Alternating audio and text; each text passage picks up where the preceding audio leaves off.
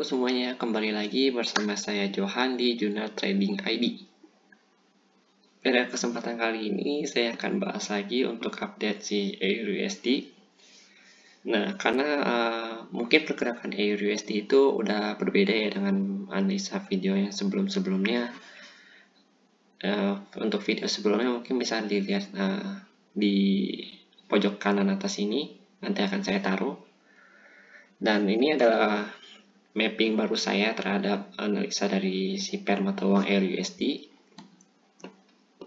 Karena kalau misalkan kita memaksakan pakai analisa yang atau mapping yang lama yang pada video sebelum-sebelumnya, menurut saya sudah kurang make sense ya. Jadi lebih baik kita clean up lagi dan kita mapping ulang supaya pergerakan itu lebih gampang terbaca. Oke, di sini saya lihat sini kan kemarin kita udah lihat kalau si EURUSD ini udah uptrend ya. Kalau kita tarik lagi garisnya di sini seperti ini, kita bisa lihat pada saat penembusannya dia. Jadi dia tembus di titik ini. Langsung dia berubah menjadi uptrend. Oke, kelihatan kan di sini. Ini di candle harian, jadi udah sekitar semenjak reversal ya 1, 2, 3, 4, 5, 6, 7, 8, 9, 10 udah 10 hari di uptrend. Dan ini adalah garis horizontal ini merupakan perbatasan dia antara downtrend dan uptrend. Kenapa saya bilang begitu? Bisa kita perhatikan kalau misalkan kita pakai time frame yang daily, pada sebelum-sebelumnya bulan tahun 2020 dia sempat beberapa kali mau nembus ini tapi gagal ya. Mulai dari percobaan pertama dia yaitu pada 31 Juli, lalu sampai sekitar percobaan ke 23 November. Jadi dari pertengahan tahun ya sampai akhir tahun dia baru berhasil menembus garis ini. Dan ini sudah saya kunci dan merupakan garis resisten dia yang paling kuat untuk daily resistnya ya. Perlu diingat ini untuk daily resistnya. Jadi kemungkinan besar prediksi saya adalah ketika dia menyentuh garis ini, otomatis dia akan terkoreksi lagi, yaitu sekitar segini. Di harga sekitar 17.606 ya, 17.600-an. Karena sini ada base-nya lagi, perlu kita perhatikan di sini dia ada base-nya lagi. Dan pada malam ini tanggal 2 September jam setengah 11-an ya, dia mencoba untuk menggapai si garis putih ini, horizontal putih ini. Tuh. Dia berusaha untuk mencapainya tapi masih belum kena. Lalu kalau kita analis lagi untuk di time frame lebih kecil, untuk kita bongkar lagi dia, seperti yang saya bilang kemarin sih ada base dikit ya. Dia base di sini. Dia sempat ngebuat base dulu sebelum dia breakout langsung naik. Dan bisa dilihat ini lebih jelas ya untuk strukturnya dia itu masih uptrend. Karena kalau kita perhatiin ya, mulai dari sini, lihat tuh, dia masih uptrend terus.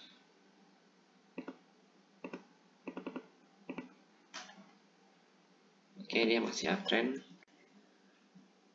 Kalau kalian perhatikan sebelum dia naik itu dia ada sempat berhenti di base-nya. Jadi kalau kita gambar sini, saya gambar sini ada base-nya dia. Setiap kenaikan dia buat base. Kita pakai kuningnya biar kelihatan.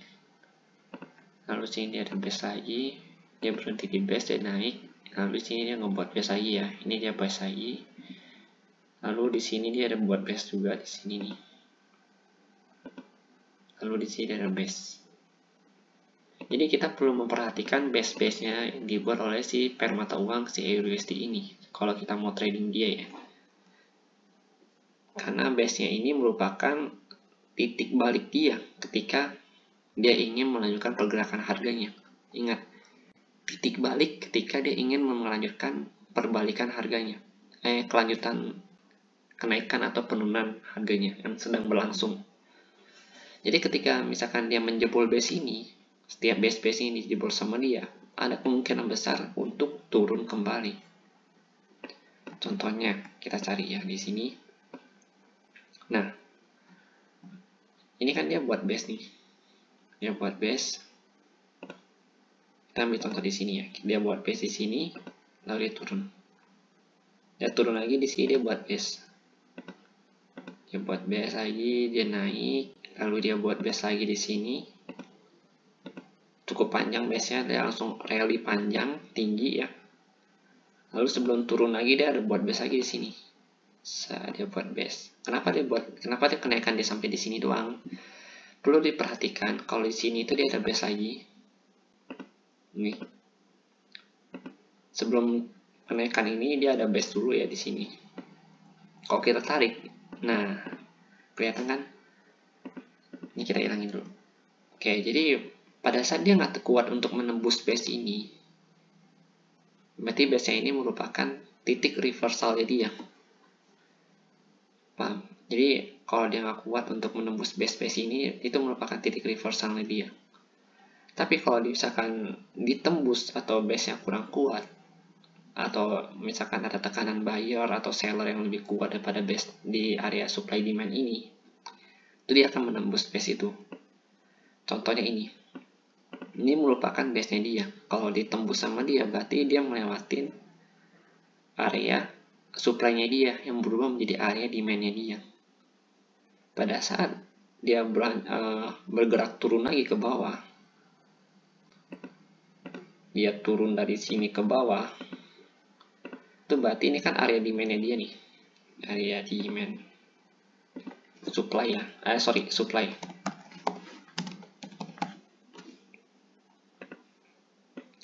Ini area supply dia.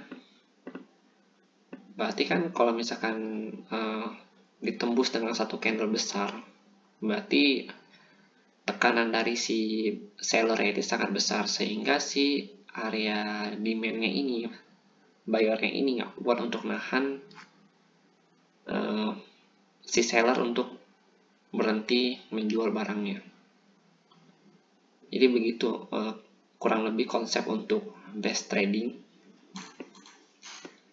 Makanya di sini perlu kita perhatikan juga, sini dia ada base ya, dia baru naik lagi. Coba kita bahas lagi yang ini.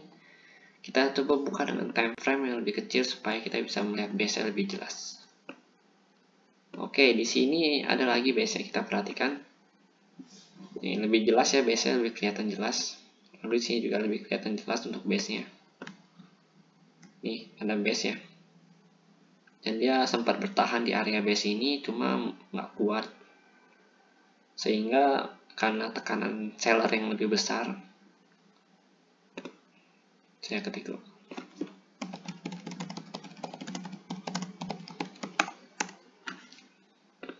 Oke, tekanan seller lebih besar di sini, sehingga membuat harga lanjut turun, yaitu ke base berikutnya di sini. Kita perhatikan, dia berhenti dulu nih di base yang ini. Ternyata pada saat si harga udah nyampe base yang ini, dia nggak kuat lagi nih untuk nahan karena tekanannya masih besar itu, sehingga harga lanjut turun sampai dia menemukan titik jenuh turunnya itu, yaitu ada di sini.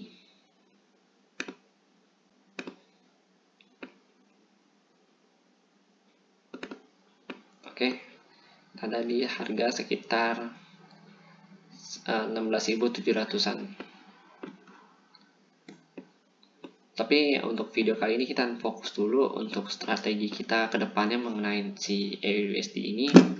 Kalau masalah base trading di EURUSD nanti akan saya buatkan video lagi yang terpisah ya, untuk mengetahui base-base-nya di sini di mana aja, dan teknik trading di EURUSD ini, karena ini merupakan permata uang yang paling sering saya tradingkan juga. Jadi pergerakan IRUC ini sebenarnya hari ini cukup volatil dengan range yang cukup besar ya kalau kita perhatikan. Nah, prediksi saya dari analisa saya sendiri, ini kan dia nggak kuat nih untuk tembus ini. Ada kemungkinan besar dia akan turun lagi ke base-nya.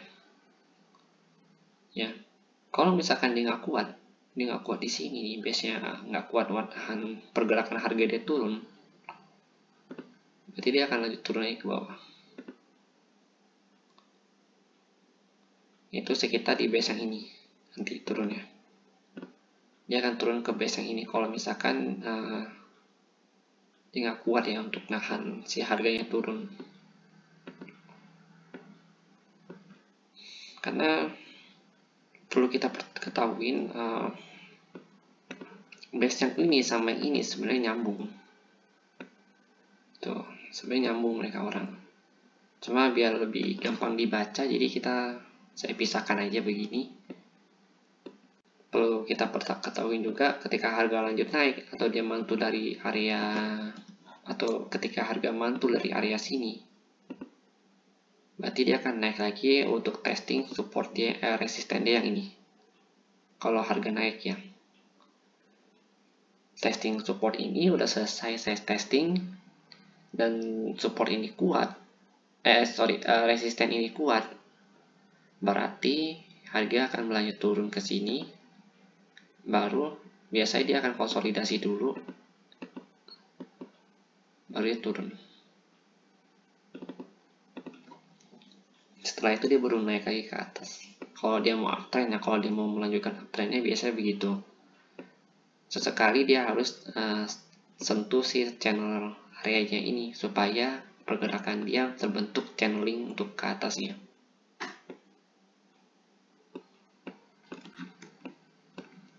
Kalau kita lihat dari 30 menit, biasa saya entry di candle 30 menit.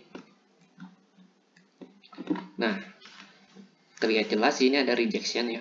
Di atas ini ada rejection di area 18.674. Ada rejection dia sedikit. Berarti harga udah mulai ditekan ke bawah. Cuma saya belum tahu akan ditahan sampai mana. Apakah akan diturunin ke sini lagi atau baru dinaikin lagi atau dia lanjut ke bawah. Itu kehendak si market ya, karena kita sebagai trader hanya bisa menganalisa dan belum tentu hasil trading plan kita itu 100% benar. Ada kalanya kita juga akan loss. Oke, jadi kalau ini untuk skenario kedua saya, sedangkan skenario pertama saya adalah dia akan turun. Ini skenario pertama yang tadi saya susun ya. Dia akan turun dulu ke sini. Kalau misalkan dia kuat, dia akan sideways juga di sini. Baru dia turun ke sini. Oke, itu skenario yang pertama yang akan saya pakai ketika emang itu terjadi gitu. Tapi kalau misalkan itu nggak terjadi, berarti kita pakai skenario yang ini, yang dia langsung nahan naik ke atas lagi. Jadi ini skenario pertama yang saya rencanakan. Terus ini skenario yang kedua.